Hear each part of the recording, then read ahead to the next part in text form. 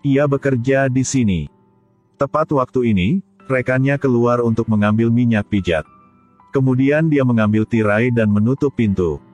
Gadis dengan bingung melihat rekannya. Dia nggak paham kenapa ia memblokir pintu. Tapi hal yang terjadi lanjut membuatnya terkejut. Inilah panti pijat pada 90-an. Salah satu panti pijat yang paling terkenal. Para pria kaya juga mau ke sini UTK istirahat. Dan temukan kebahagiaan. Mereka tidak menganggap pemijat ini sebagai pemijat biasa. Huizi baru saja tiba dan melihat berita perekrutan panti pijat. Setelah Huizi ke sana, ia menemukan para orang duduk di kursi adalah pria parubaya. Saat ini, manajer ke sana. Bertanya kepadanya apakah ia mau memijat, ada teman di sini, nih. Huizi mengatakan dia ingin datang ke sini untuk mencari kerja. Manajer bertanya apakah dia memiliki kemampuan pijat yang unik. Huizi mengatakan bahwa dia akan berusaha untuk belajar. Setelah mengatakan itu, ia berdiri di lobi dan melepas mantel. Manajer itu tertawa dan menggelengkan kepalanya. Dia berkata bahwa orang-orang di sini serius. Andalkan kemampuan sendiri untuk menghasilkan uang. Kemudian ia membiarkan Huizi tinggal untuk belajar. Biaya kuliah 100.000 satu hari. Tunggu sampai setelah ujian selesai, ia dapat melayan untuk pelanggan. Huizi adalah seorang yatim piatu, dibesarkan di panti asuhan sejak ia kecil. Juga tidak mempelajari keterampilan apapun. Dibandingkan dengan hambatan ketika Anda pertama kali mencari kerja. Ya setidaknya sekarang dia punya kesempatan untuk bekerja. Wanita yang bertanggung jawab atas kursus pelatihan bernama Mai. Dia dengan dingin mengajari mereka pijat. Lalu dengan dingin meninggalkan. Huizi bekerja keras, melatih semua keterampilannya setiap hari. Hari itu, dia pergi ke tempat yang aneh. Kemudian diam-diam melihat ke dalam ruangan dan melihat bahwa pelanggan itu tak pakai baju. Ingin belajar, kan? Ya benar. Wanita yang melihat gadis bodoh berdiri di depannya sangat rajin. Jadi ia membuka pintu baginya untuk mengamati pembelajaran. Saat tes keterampilan. Orang yang memeriksanya adalah senior dan temannya. Senior itu menatap teman itu lalu mereka berdua meliriknya. Sama seperti itu, kesuksesan membantu Huizi lulus ujian. Hari kerja resmi. Setiap pemijat memiliki kartunya sendiri. Huizi mendengar bahwa nomor seniornya adalah 18. Jadi dia memilih nomor 19. Ingin mengikuti jejak para seniornya. Dengan perkenalan dari senior. Kemudian dia mendapatkan pelanggan sendiri. Di bawah bimbingan dari seniornya. Keterampilan pijat Huizi telah meningkat dengan sangat cepat. Mereka juga menjadi teman yang sangat baik. Senior merawat Huizi dengan sangat hati. Kehidupan pribadinya juga sangat bagus. Dengan bantuan seniornya, Huizi beradaptasi dengan cukup cepat. Huizi berpikir dia akan mendapatkan banyak tip bulan ini. Jadi ia sangat senang. Seiring waktu, cinta di antara keduanya semakin dalam. Jadi ia memindah ke kos senior. Saat ia pergi ke kosnya, takut dengan adegan di depannya. Dan senior menyuruhnya untuk menjatuhkan ranselnya dan kemudian tidur lanjut. Sampai saat senior bangun. Ia terkejut karena kamar telah dibersihkan. Lalu, Huizi memasak makan. Merawat untuknya. Sebelumnya, ia hanya makan di luar. Sekarang ia bisa makan makanan di rumah. Buat dia merasakan kehangatan keluarga. Setelah itu, kehidupan pribadi keduanya benar-benar istimewa. Setiap kali ia keluar, ia dikejar oleh banyak orang. Ada bocah menelepon untuknya. Sampai malam, mereka terus saling menelepon. Berubah menjadi seseorang yang suka mengendalikan kekasihnya lagi. Pada waktu yang luang, mereka menonton film bersama. Sangat senang. Terkadang mereka menangis memang sangat menyakitkan. Dua hati pengembara yang kesepian telah datang dekat satu sama lain. Hari itu, orang tuanya menelepon untuknya. Gemna, mereka hanya tahu uang. Barusan telepon maka minta uang lagi. Mereka belum pernah peduli aku Gemna. Orang tua gitu memang gak bertanggung jawab. Sebenarnya, hari itu gadis ini kabur ke kota agar bekerja. Dapatkan uang untuk dikirim ke rumah untuk menghidupi keluarga. Huizi patah hati memeluk wanita di depannya. Dia membawa senior ke toko kue. Ia memberitahu dengan senior sejak dia masih kecil. Ia biasanya makan kue di toko ini. Ia pikir inilah makanan yang paling enak. Mimpi yang besar Huizi itulah tunggu sampai pemilik sampai pensiun. Lalu ia akan membeli toko ini, terus menjual kue.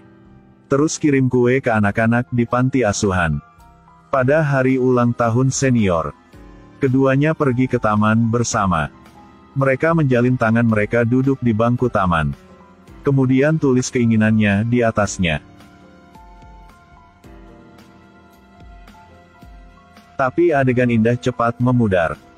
Hari itu, ia menemukan ia berhamil. Hal tersulit adalah dia tidak tahu siapa ayah bayi itu. Karena pada malam itu, ia mabuk dan gak ingat apapun. Orang tuanya masih menunggunya untuk mendapatkan uang untuk menghidupi keluarga. Jadi dia memutuskan untuk menggugurkan bayi ini. Huizi pergi ke rumah sakit dengan seniornya. Dia sedang duduk di luar jendela dengan sangat gugup. Sebelum operasi, Huizi tiba-tiba berlari masuk dan menarik senior itu keluar. Dia khawatir sesuatu akan terjadi pada tubuhnya. Jadi dia memutuskan untuk membesarkan bayinya dengan seniornya. Persis seperti itu, bayinya lahir. Yang terpenting mereka merasa bahagia. Jadi mereka menamai anak itu, Bahagia. Setelah lahir bayi, mereka wajib menjaga anak siang dan malam. Bayi sering menangis tanpa henti di tengah malam. Meskipun Huizi sangat mengantuk, tapi tetap bangun dan hibur bayinya. Senior melihat bayi yang lucu dan Huizi berbaring di samping. Merasakan pemandangan di depannya tak terlupakan. Dia dengan penuh semangat mencium dahi Huizi. Tapi dua gadis merawat satu anak sangat sulit. Di jalan, mereka melihat pasangan tua yang penuh kasih. Menerima pandangan kagum dari semua orang di sekitar. Sementara mereka berdua dihina. Hei, kamu tak ada suami, kan? Gak tahu, belum pernah melihat suaminya. Aku hanya sering melihat dua gadis ini bersama. Mutah sekel. Wanita merasa tidak nyaman dengan kata-kata ini. Ia dengan marah memperingati semuanya. Untungnya, Huizi mencegahnya.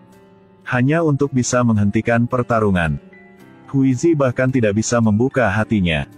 Ketika senior mencoba untuk bergerak maju berkali-kali. Lalu dia masih memilih untuk mundur. Senior yang sensitif juga memahami penolakan dari Huizi.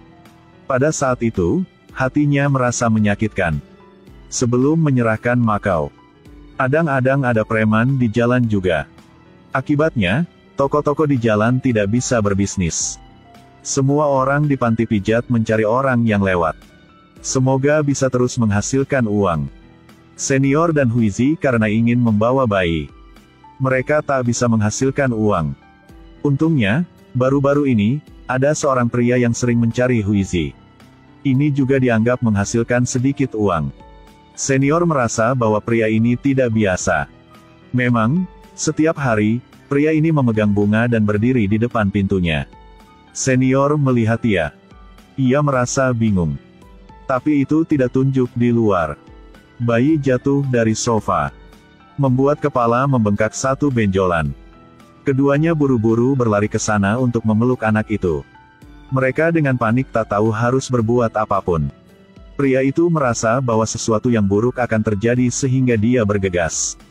Dia buru-buru bertanya apakah dia punya es untuk bayinya. Lihatlah pria jujur di depannya. Kesan seorang wanita terhadap pria ini juga telah berubah. Dia melihat bunga yang dibawa oleh pria ini. Sarankan untuk mengundang Huizi makan malam. Hati senior juga telah banyak berubah. Huizi berkata, kecuali bayi. Undang tamu untuk makan hanya demi makan. Tak disangka bahwa pria itu sudah siap.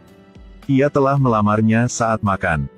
Huizi takut jadi dia lari ke rumah. Dia mengeluh kepada seniornya. Pria ini baru mengenalnya selama beberapa minggu. Tapi telah mau menikahnya. Senior merasa tepat bagi Huizi untuk bersama seorang pria. Tidak adil baginya untuk tinggal bersamanya untuk merawat anak itu. Sejak itu, senior mulai sengaja berkencan dengan lebih banyak pria. Sering di luar tunjukkan bahagia. Sengaja tunjukkan di depan Huizi. Menunjukkan bahwa dia tidak peduli di depan Huizi. Hal ini membuatnya merasa kecewa.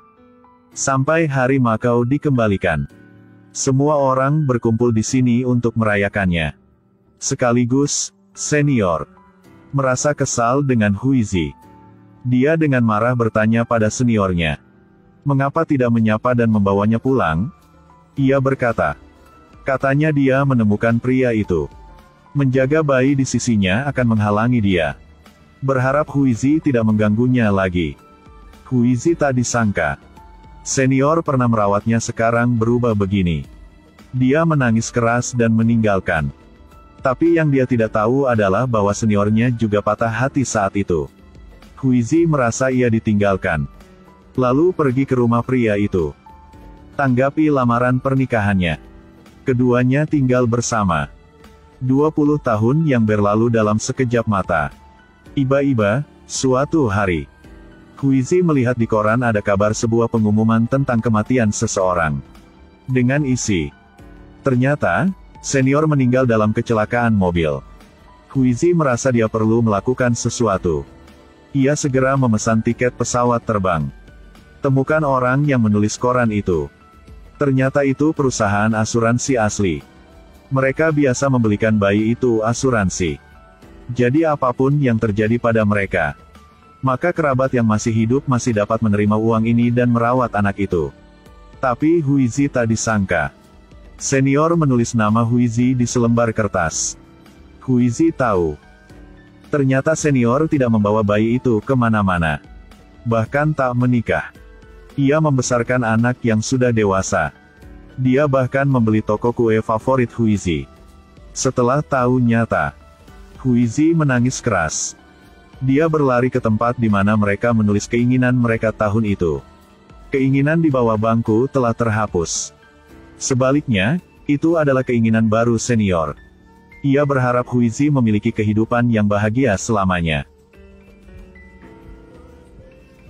Akhir film. Huizi telah merawat anak senior untuk mewujudkan mimpinya. Dan Huizi mengambil alih toko roti yang ditinggalkan oleh seniornya. Senior membeli toko kue karena dia dan hidup bahagia.